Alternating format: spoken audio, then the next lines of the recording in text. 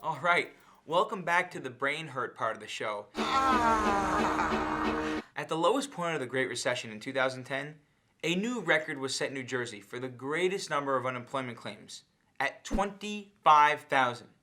Then, in November of 2012, a week after Superstorm Sandy, that record was shattered with 46,000 claims in 1 week. Then COVID-19 was like, hey yo, hold my beer. As the pandemic spread across New Jersey in mid-March, a new record was set, 155,000 claims in 1 week. Unemployment was in the same situation as employers.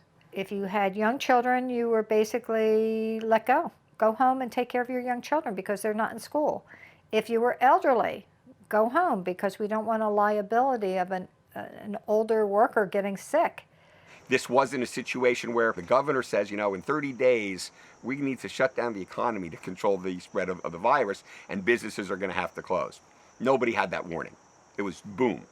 The system was not designed to deal with that. And there really wasn't a telework function in state government across the board. So on top of having to do our work, we also had to outfit our own employees with laptops. And if you remember back then, every person in the world was trying to buy laptops to do remote work. So unfortunately, me and a lot of our executive staff went all over the state and across the river into Pennsylvania, going to Best Buys to buy laptops because we knew that every single laptop we were able to outfit meant hundreds of more claimants being served a day. So basically, they had their busiest day ever, times 4, while also working remotely for the first time. The boss is driving around buying 2 laptops at a time, but the delays weren't only caused by technology or understaffing.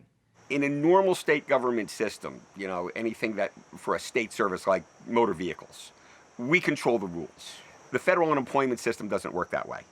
We're administering federal laws that have a state component to them. So if they say, hey, here's a new law, we wrote it in a week and a half, right? And the agency is now going to spend a couple of weeks figuring out what it means and give advice to all 50 states on how to implement it.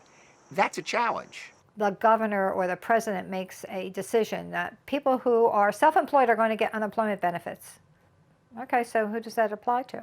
You have to be more specific than that, and I'm sure that the unemployment offices are getting that information, but they don't get it at the same time it gets into the news.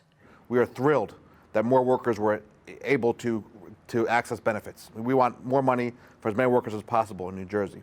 However, our systems weren't built for that. It was almost as if the federal government came to us as an insurance company and said, you're now covering all drivers in New Jersey. You have no information on them. You don't know what their driving history is. You don't know what car they're driving. And they all got into an accident today. If you're struggling to make ends meet, still waiting on benefits, all these explanations don't help you. But what I could tell you is this. People at the DOL, they get it. They're on your side, and they want to help. The volume of this, while also dealing with it in their own lives, has definitely been traumatic for our workers. And to be on the phone all day with people who are emptying their bank accounts, people who are having trouble putting food on their table, people who are getting evicted, and they need their benefits now. And to be on the other end of the phone with so many of my caring staff who sometimes don't have anything, there's nothing they can do. If this person is not eligible, we don't have the right to make them eligible. The people who work in unemployment, for the most part, know what their job is, and their job is pay people when they're eligible. There's no politics in that. They're not there just dragging their feet. They're working hard, especially in this pandemic or in the 70s and 80s. You had people who were willing to come in and work overtime without getting paid just to make sure that they could keep up with the work demands. You don't find that in every industry. If anyone out there is still struggling, call my office. We'll do whatever we can to help.